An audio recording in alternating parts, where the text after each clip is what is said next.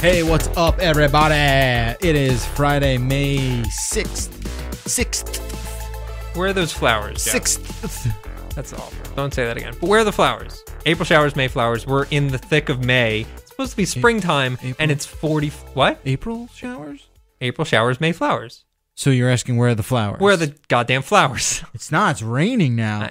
And 45 degrees outside. Yeah, it's weird. I didn't think that it would be like this. It's awful. But I'll tell you this. Yeah. When I told Scott Stein this morning, I said... When he was worried about it. He's about the worrying planet. about it over a bagel. Sure. I'm like, dude, I would take the rain and the cold and the rawness outside over heat any day. You kidding? I don't want to sweat. What's the cutoff for you? Temperature-wise? Yeah, what's too hot? Too hot for me is like above 68. Shut your mouth. You're lying. That's what it is. You're lying. Even... You don't like to wear shorts? Not really. Really? Yep. You got a tattoo on your leg that is only visible when you're wearing shorts. It's for me and me only. Really? It's for you? No. So you can look at yourself in the mirror? Well, apparently wearing shorts my whole life did me in. So I don't need, you know? That's true. I don't know. That is ironic. It is ironic. I don't need to be warm. I don't want to sit on the beach. I don't need to be sweating disgusting warm. But the idea of like perfect May weather where it's like 72 and like you can go outside in the shorts and a t-shirt and like sit on a park bench. Yeah, it's lovely. Who wouldn't want that? For me, it's the allergies that kick in right around that time. But when you have a heart, as black and dark as mine, you only seek the darkness. It's just a sweaty heart. Is the problem? Yeah, and I hate sweating. Yeah. I don't have a sweat problem. Yeah. But it's not like I'm out of shape. I exercise, I do my thing. Sure. But I definitely sweat quicker than most. Yeah. And if you can identify with that, if you can relate to that, you know where I'm coming from. Yeah. And you just don't want to sweat. Right. Like I don't want to do that. I get it. I hate it. And then people look at me and it comes out on my forehead first. Yeah. And they're like, what's wrong with this guy? It's like 60 degrees and why are you sweating? Yeah, exactly. Yeah. And the second it's 60 degrees is when I start to really sweat. Yeah. I know it's disgusting. Sure. It's a real shitty way to start a podcast, but that's what happened. Yeah. You got us going on about the weather. I'm sorry. Thanks a lot, Russ Frushtick. That's how it starts. Otherwise, you're doing okay? Yeah, I'm doing good. You have anything you want to talk about? I have a new job. We could talk about that. Wait a minute. Yeah.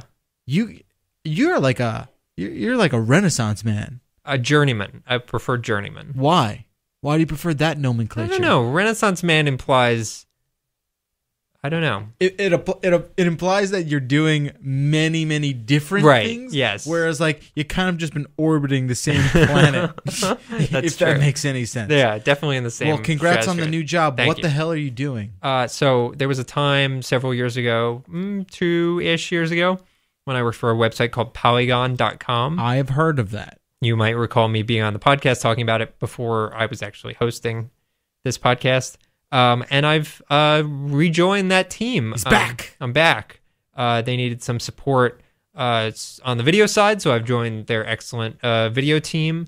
And making cool, fun video content for the internet. I feel like words are dying. I don't know about you, but the written word, Shakespeare had his day. Do you really believe that? Now, I know your current employment obligates you to think that way. There is a part of me, and like certainly when I was thinking about like where to go and what jobs to take and whatever, there is a part of me that feels like media in particular, there's a value in video that just does not exist in text anymore. Which is to say, like, if you're looking, like, every video view you do is worth 10 times the amount of every page, like, normal text page you do. Right. So, and people are lazy, and, where people are making money is in video. So I would not be surprised if in 5 or 10 years, functionally, you're going to see a lot less. I mean, there'd still be written text, but in terms of, like, big media companies, I think the priority is going to be on video. Oh, man. I mean, it already is going that way. It is. But I think it'll just keep going that way. I think it is now because video is the more profitable medium on the internet. Right. But I mean, there's no way text is ever going to retake that throne. Right. It just can't. It doesn't go back the other way. It ebbs and flows, right? There does become room for like long form journalism and that kind of stuff. And I don't think that's necessarily going away. Like, no. But I do think there is also like a bubble coming. And I would also say long form journalism has the potential to be a very risky loss leader. I think it's valuable and it's awesome content. But if you spend, let's say, 3 weeks on a written piece of content that goes nowhere, like audience wise, like that's very expensive. And if that was a 5-minute video that essentially has the same amount of information, there's more potential for gain. And that's just like a very like gross monetary economic way to look at it. What is it going to do to us as a society? I think. Do you think like we're doomed? No. Right? No. Written, obviously, and long form written will still obviously always exist. I'm really just talking about like economically where money will be made in bulk is at least in media, predominantly video. So if you have these great ambitions and great desires to become an author, a novelist, yes, you think you should maybe rethink. No, you can make a ton of money as a novelist so long as someone options your series and makes it into The Martian. Yeah. Okay. So there you go. Hot tips. Yes. Little guidance counseling from Russ Frushtick. I would say, and I'm sure the kids already are well aware of this. I'm learning a lot of video editing tools now that I never ever needed to learn because, like, hey, written reviews and like all that stuff like did extremely well for a very long time. I can see that changing, and not just like at Polygon. I think everywhere where there's this demand for people in the media to know more than just like I know how to put a sentence together. It's like, oh, but can you use Premiere? Can you record VO? Can you do After Effects? Can you put graphics in? Can you like? They don't want specialists, they want generalists to a certain extent. Yeah, they don't want a producer and an editor. They want a predator. Exactly. It's screwed up because I'm going to go ahead and say, yes, I did see the writing on the wall very early in my career. When was that? I saw it in like 07, 08. I mean, there used to be people whose entire job it was to take written text, like they would be sent written text and they'd put it on the internet for you. That was their job. They were like we had that. Digital producer, whatever you want to call it. Can I tell you a shocking story? Okay. About when I first started here. Yeah. You didn't use a CMS. You didn't use a content management system to get your stuff online. Yeah. You sent a Word doc to some guy. Right. And he or she was like the web producer. Right. That's crazy. Yeah. By today's standards, 8-9 years later, it's effing crazy. And people talk about automation when it comes to it was crazy back then. Totally. People talk about automation when it comes to like building cars or like the like auto checkout at the supermarket. But like it's effectively the same thing where these jobs that were pretty mindless but needed to get done are no longer necessary because the tools get better and easier for most people to use, where, specialists, you need to have a skill that most people can't use. Like if you were a drone pilot 5-6 years ago and you were the only one shooting drone video, you were like a huge luxury, like everyone wanted you. Now any schmo off the street can, buy a drone and do somewhat decent video. So where's the value? Like where is the value in humanity? Well, you just need to keep expanding your horizons. You need to keep growing and what you're capable of and learning and knowing like where the demand is next. Widen your skill set. Exactly. It's a scary thing. It's extremely scary. Trust me, I would love nothing more than just to coast on the minimal amount that I learned in school in the first couple years of my professional career. Just doesn't work. I mean, I'm sure there are companies and jobs where like your stuff and that's where you're at, but that's a lot of places not. I mean, you need to keep an eye on that horizon. And let me give people listening who maybe are entering the job market for the first time in their lives. Yeah. Maybe they're getting out of college or soon to be getting out of college. Sure. I've talked to a few people who've been interviewing entry-level positions recently over the last 3 months. All these people need to get their shit together. What, the entry-level people? These people. Okay. These 21. You're talking about millennials. I'm talking about millennials. Are they still millennials anymore? They are. We're sure. a part of that. No, we're not. Yes, we are. No. Early 80s is not a part of millennial generation. It's 18 to 34 right now. Yes. Yeah, but I don't think that's ridiculous. No. I'm sorry. I know I'm right. Listen. Okay. Listen. Just listen. Fine. Right? You guys ever notice like Russ just like always tries to say, no, you're wrong, Jeff, and here's why, because you're stupid and ugly. No, here's the deal. Yes. So I do believe the cutoff is actually 1982. Okay. Or 1980. Okay, but you also appreciate the fact that like there's no scientific anything to determine where that cutoff is. Of course not. Sure. But I think like every time I talk about that demo to people, they're like, who are older than me. Yeah. They're like, oh, you just make it in that.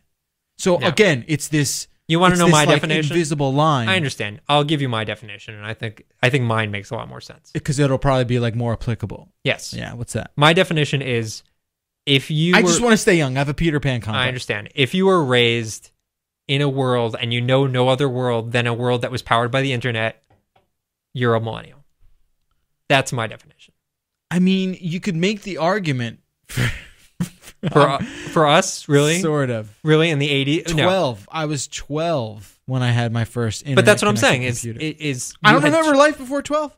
You don't have any memory of life? I don't know. That's great. You can post with your son for 10 years. And be fine. My first memory is 1994, man. That's very Jurassic Park. And Shawshank Redemption back to back. My first memory...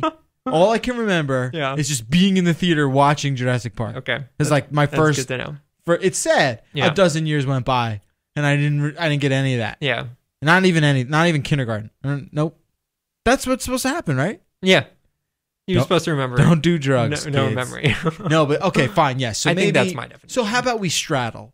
Okay, right? Maybe we straddle. Yeah, we straddle. I'm fine with Gen Y, but that's okay. Where are we going? Where were we going with this? Your point was you were going to mock entry level positions. So I talked to a few people, and one person said to me, they think we're dying to hire them, like the entry level millennial person. Oh, like they're very full of themselves, super full of themselves. Believe the world is just waiting to just pick their brain. Yeah, and I get that. There's a certain naivete that comes with like being that young, and assuming the world is ready to welcome you with open arms. And I don't want to sound like Mr. Get Off My Lawn here, but no, that's not how it works. And a lot of that has to do with like Instagram and Twitter and YouTube and like, and the fact that like we kind of like hide conflict from kids. Like we disguise it, we camouflage it. Okay. We kind of say like, oh no, you finished 83rd place, but that's still good. And again, I don't want to like participation trophy, right? And I don't want to like fly the flag of like, oh, we should treat everyone. I don't want to get into like a controversy with that. I just think like real world maybe doesn't operate like that. Sure. Like I'm a believer in people who say like, oh, I would never pay my kids for good grades. Yeah. Well, guess what? They're gonna get paid for being really good at their job later on in life. Yeah. You have to learn that lesson sooner or later. Right. I think there's kind of two kinds of people that come into those interviews. I think confidence in an interview is very important. So like definitely. I can do that. Totally. Sure. But I would also say obviously like confidence without sounding cocky and you need something to back it up. It's like a fine line. People don't assume, oh, this is a capable person because they talk with confidence. Right. Like if let's say you're applying for a social media manager position. You got to show growth. You got to show that you've done stuff. What have you done? And people will, give you credit because of like what your experience is, not because you came in with like a go-get-em attitude necessarily. I mean, that helps, but it's really just one part of it. It's funny. I was watching this quick and dirty little documentary. It was about an 8 to 9 minute little segment, and it was about the plateauing of skill. Yeah. And I think it was called like, have you noticed everything is a little bit shit? Meaning, haven't you noticed like, why have we found the God particle and can, understand black holes and put a man on the moon and all this amazing revolutionary stuff, but like trains suck and they're always not on time and everyone sucks at their job.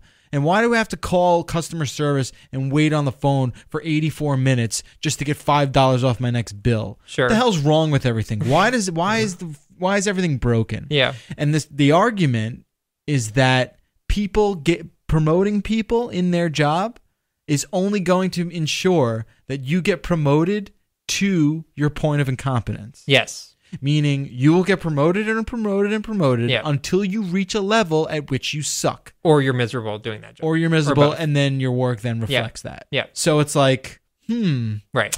The system is broken. Well, but the new system that's replaced that is essentially no one stays at a job for more than 3 or 4 or 5 years. Not in every industry. Not in every industry, you're right. But like in a lot of these industries, even like industries that were traditionally like that, like it's very rare that you have, these long-term over 10-year kind of employments. Yeah. So, yeah. I mean, we're talking about a lot of weighty issues here, Jeff. It's getting a little heavy on this Friday. I think it's the weather because, you look at the weather and you see that tranquil kind of zen-like rain. Yeah. That just has this really hypnotic effect on someone. Yes. And it makes you look deep into your soul. Mm-hmm. If it's mine, it's dark and black. Yes. But for most people, it makes you think about the world and where we're going. Mm-hmm. Where are we going, Jeff? I think we're going to talk about your brush with 911. Oh, yeah. What happened?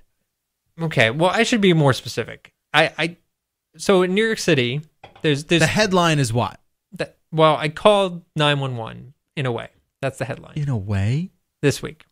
Okay. I had to speak to a 911 operator. Okay. There you go. That's the headline. That's the headline. And as people who listen to the podcast might know, I don't do super well with bureaucracy or like government organizations because they, as we've talked about, tend to be a little bit old-timey in the way they do things. And they all think you're Edward Snowden. Yeah, well, this was on the phone, so you think I sound like Edward Snowden? That seeps through the wires. Yeah, it might. So, I live in Queens, and I'm on the 8th floor of my building in Queens, and I overlook like a lot of smaller houses down below me. And I'm working at home, editing this video, and there's an alarm that starts going off, and it's really infuriating. It's not like I can't tell if it's a car alarm or a house alarm. For the record, Russ may have called 911 for a car alarm. Wait, stop 1 second, because this is all relevant. So this alarm's going off. It's like chirping. Hello, 911. I'm really annoyed. Jeffrey, let me finish. I'm sorry. I had to do that. So fair. So it's like a chirping noise, and it goes on for like 2 minutes, but it's very loud, and then it turns off for about 15 seconds, and then it goes on for another 2 minutes. And it's infuriating. Now, I know that there's a police station right around the block from my apartment. It's a very nice police station, always, cops outside, whatever. So I Google map it, and I find the number for the police station. I call the police station. They're like, if you're calling about a noise complaint, use 311. Now, 311 in New York City is just for information, generally. So you'll like, hey, what are the parking rules for this week? Or, hey, where can I get a good bagel? You can call 311. Really? I think you can actually. Wow, they wear a lot of different hats over there at 311, huh? Yeah. So I called and I went like through the robot thing to find the noise complaint number. And it connects me to a person. And the person's like, hi, what's your complaint? I'm like, well, there's an alarm going off. It's been going off for an hour. And she's like, okay, I need to connect you to 911.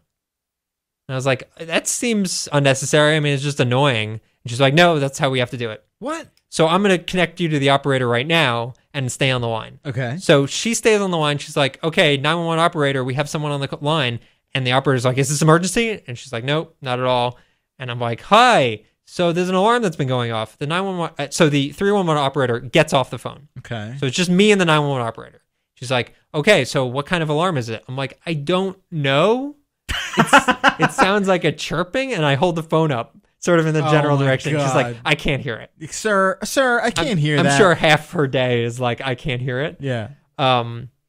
And she's like, is it a car alarm or a house alarm? And I'm like, well, it's hard to say because I'm like above it, and I don't know where it's coming from specifically. I'm going to say I've never heard a car alarm sound like that, but, it could be a house alarm. Yeah. She's like, yeah, well, where's it coming from? Don't you know the house? I'm like, no, I'm just looking at the general space where the sound is coming from. There's no way to tell. She's like, well, if it's a car alarm, that's 311's responsibility. If it's a house alarm, that's 911's responsibility. So she's sending you back? I'm like, well, I don't know what it is. And she's like, well, what do you think it is? And I'm like, at this point, I don't want to go send back to 311. So I'm like, it's probably a house. She's like, okay, we'll send someone over. 20 minutes later, I get another phone call. They call you back? They call me back.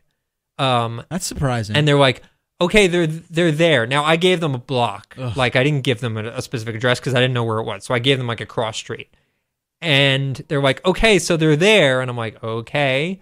And I look out the window and I see, like, a cop car, like, slowly cruising down the street that I gave them.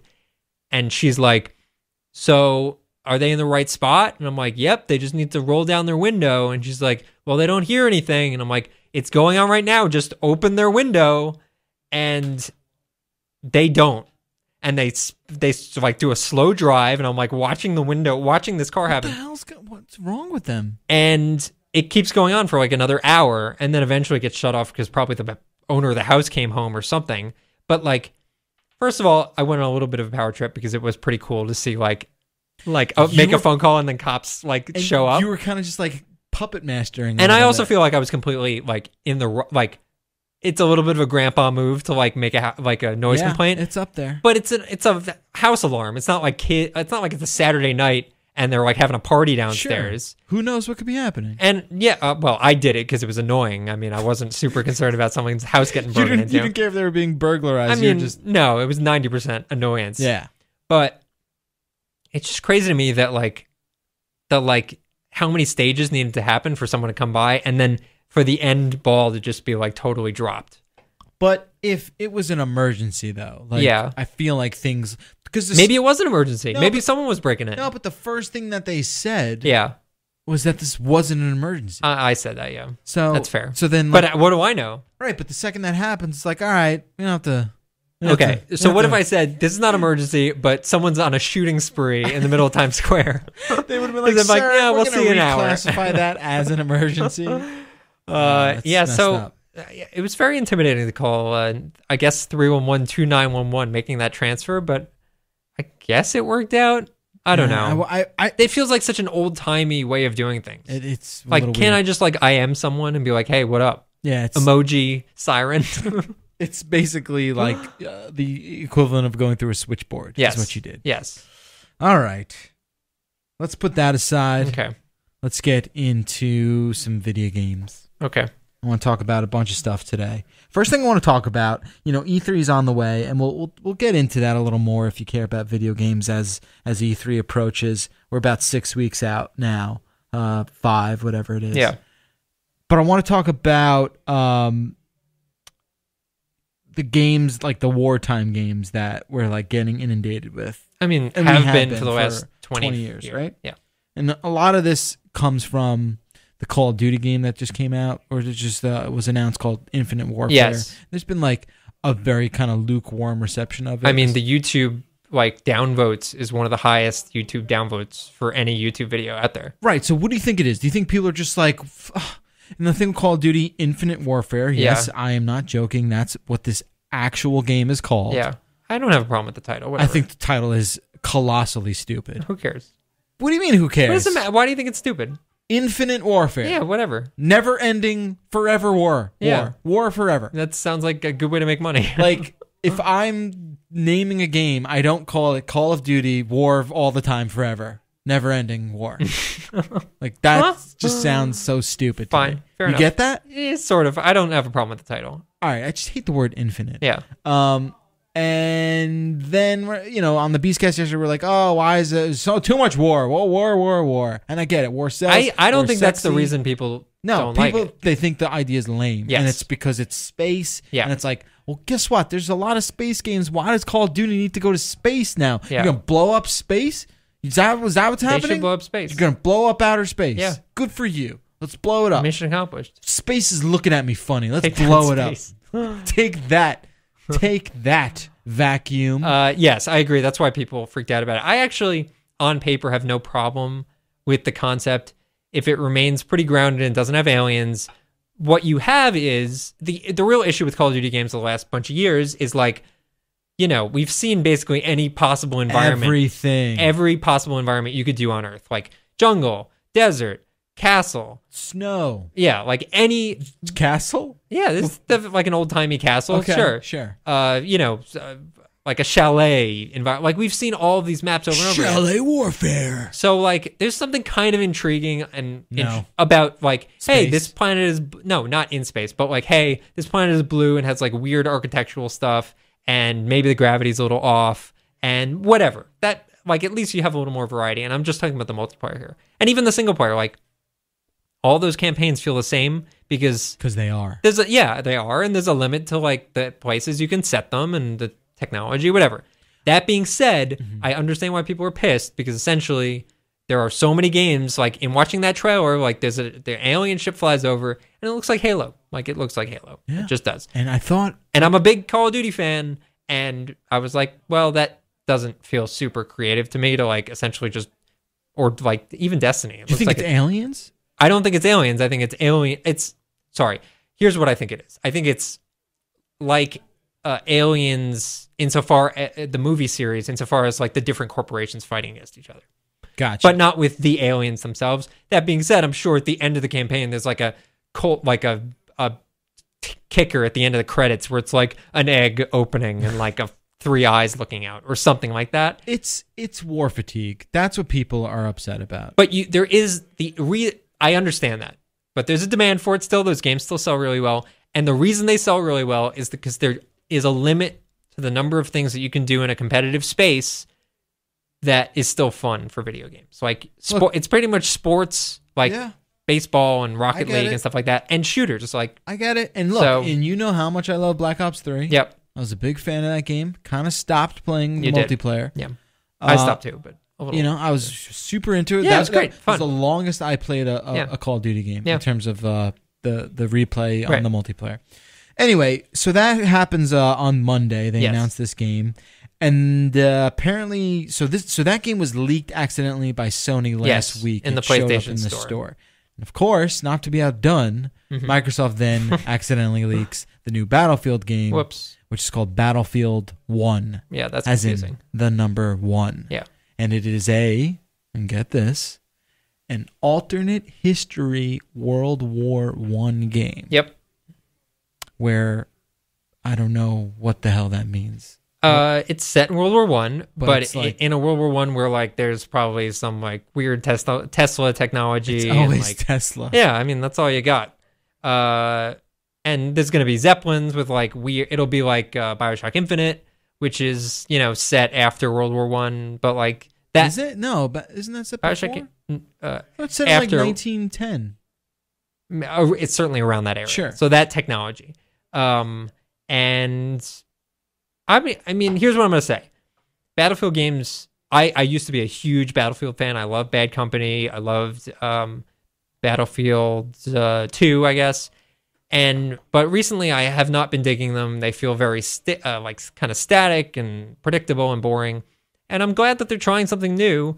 And also, World War I is not a war that we see very often, mostly because it's a miserable war that wouldn't be fun. Boring war. But if you throw in Tesla robots and, like, electricity guns, it might be a little more interesting. All of a sudden, you might care about it. I don't know. For me, it's just like, I know, like you covered a second ago, there is a need to have this kind of game kind of just on repeat. Or like, we just need our war game? Yeah, because they said it's the only bankable genre there is. Especially for EA and Activision, that, like, it's just guaranteed money. It's just to sell these games without a doubt, and it's not only that. Yeah. But when you even look at, like, Black Ops 3 and Advanced War, like, they keep breaking records. It's not like they're like plateauing or anything. I mean, like they'll that. peak eventually. But I think they might peak with this one, but yeah, maybe. I mean, they just continue to just kill it. Yes. So you can't blame them. Right.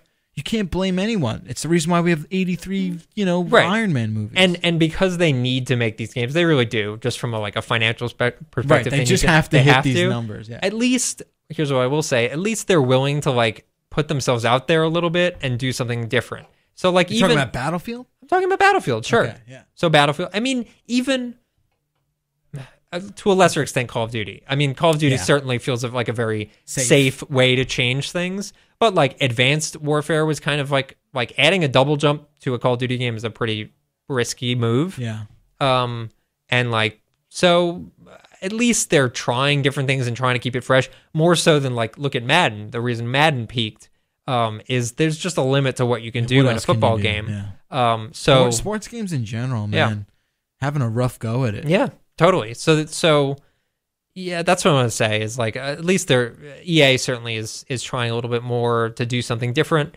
we'll see if it pays off. I mean, I could see, certainly the name alone is not going to scare people, but like I could see the setting, you know, for people that are looking just for like a realistic war game, scaring some people off. Who knows? It'll be interesting. I also want to talk about, and this is more insidery, but we get asked this a bunch, and it's definitely worth bringing up, specifically for like recent events and whatnot, right? So there's a lot of games coming out. There's a lot of, you know, skepticism, like the way games get disseminated from publishers and the review process and all that. I guess we kind of like want to talk about a little bit, specifically with one example where a game that's coming out very soon, there's no review happening really. Right. Well, they're not sending early copies out to press. which is usually a normal thing. I would say on average, a game will show up roughly about a week before it comes out. That's pretty in common. stores. Yeah, it's maybe about 4-5 days. Right, it's about par for the course. Yeah. In certain cases, like Uncharted, we got super early. Yeah.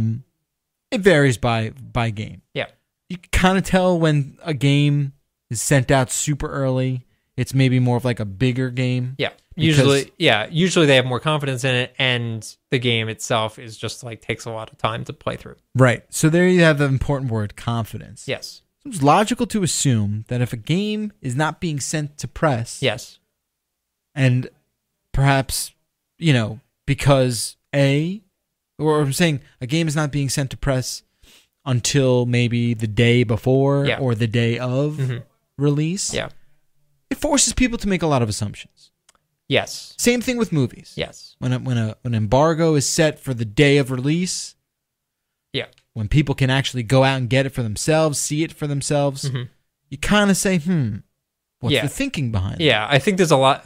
Movies is a little different because for movies, if there's no press screening, so a lot of movies have like early press screenings a couple weeks in advance. If there's no press screenings, I would say 99% of times that means the movie is just garbage, just because there's no reason not because to. That is the studio saying, not literally, but they are saying, we don't have necessarily the confidence in this movie to get the critical acclaim that could potentially drive numbers. Right. Instead, we will take our chances with word of mouth and we would idiocy of crowds. Right. Perhaps. We feel that opening it up to early reviews would only hurt us, is essentially what they're saying. And there's no benefit. So they'd rather try to make it their money as quickly as possible on opening weekend, and then it'll fall off after the fact. And that philosophy is pretty much page for page the same with a game, I think. So the difference with games, ordinarily, I'd say 80 to 90% of the time, yes, that's the case. Like if you're getting there's a strategy. Right. There are circumstances for a game. There's, for example, there was a game called Dark Souls 3, came out. There was a patch that was supposed to go live at launch. It didn't drop until a little bit after launch. And in that circumstance, I actually, if I was them, probably would have held it because the game ran so terribly on PS4, for example, that them not sending out copies until the patch was ready probably would have helped their reviews quite a bit, or just to like hold a certain copy of it or something like that. So sometimes if a game, like an update or whatever, is happening very late, maybe they like won't give it out to press because they're afraid, oh, this update's going to change perception of it. I would say that's rare. That's, again, maybe 10 to 20% of the time. More often than not, it's just they think response is going to be bad. And I would also say all this ties into the fact that, like, especially for gaming, publishers are more and more coming to the realization that their reliance on the press is more not required at all. Right. Like, they just don't need to. So when's the day going to come when they just don't give the game out? I mean, certain publishers do that already. Like, I mean, I can't think of any where they just don't give it out. Well, I mean, maybe giving it out, whatever. I mean, it doesn't it's matter. The equivalent of waiting until launch day. It is. You're right. It's the same thing. You're right. And you're right. And once the game's out, what the hell does it matter? And for this in particular game, we're not going to shout it out or anything, but for this game, I wouldn't be surprised if they like gave it to YouTubers or streamers or whatever that like under the stipulation that they had to talk about it in a positive light or something like that.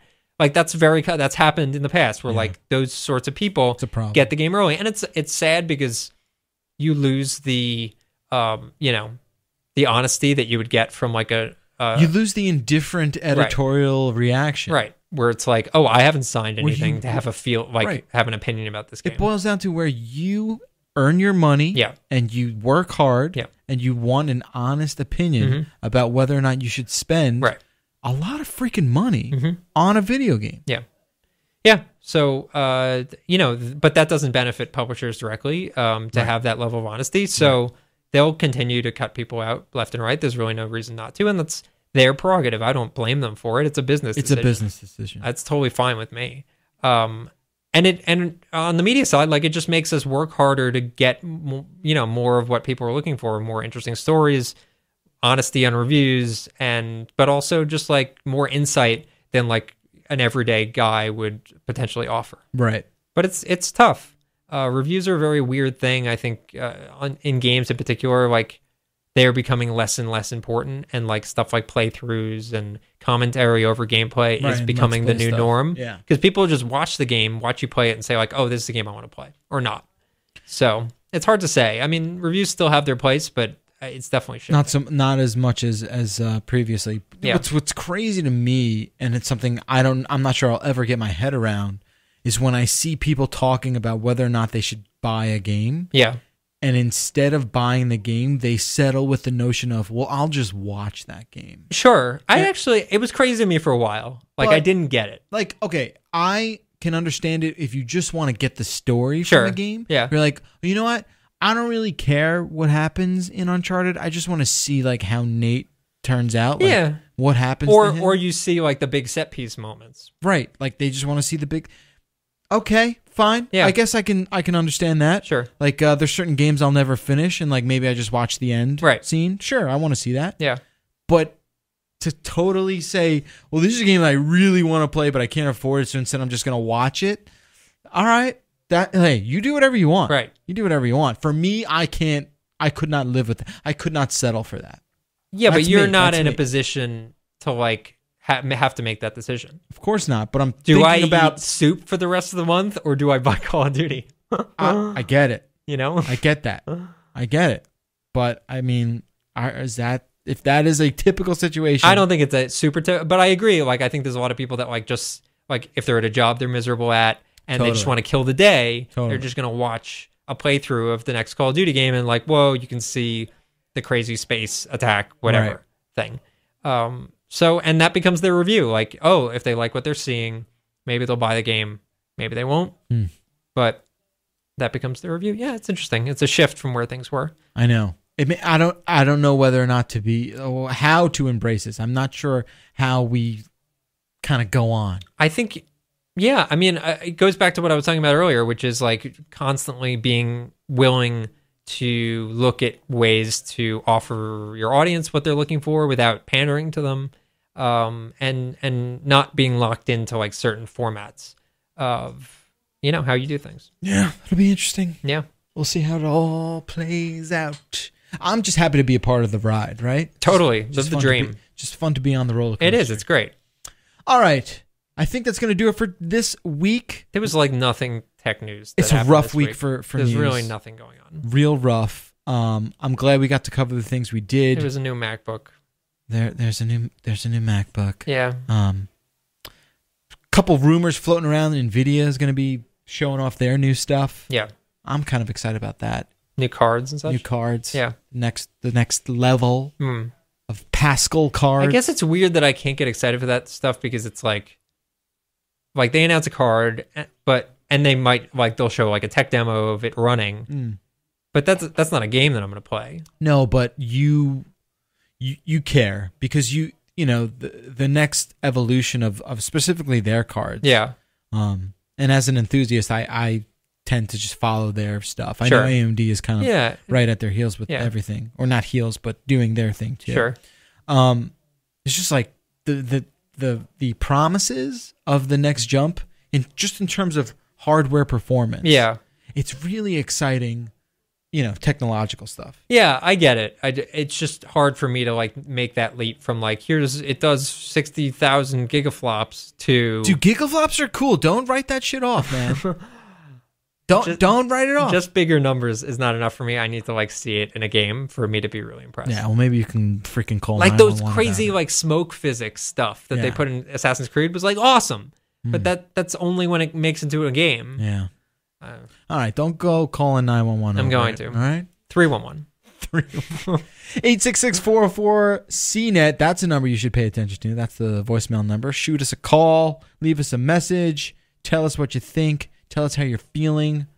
And we'll hopefully play it on the air if it warrants such a thing. The 404@cnet.com is the email. You can reach out to Russ.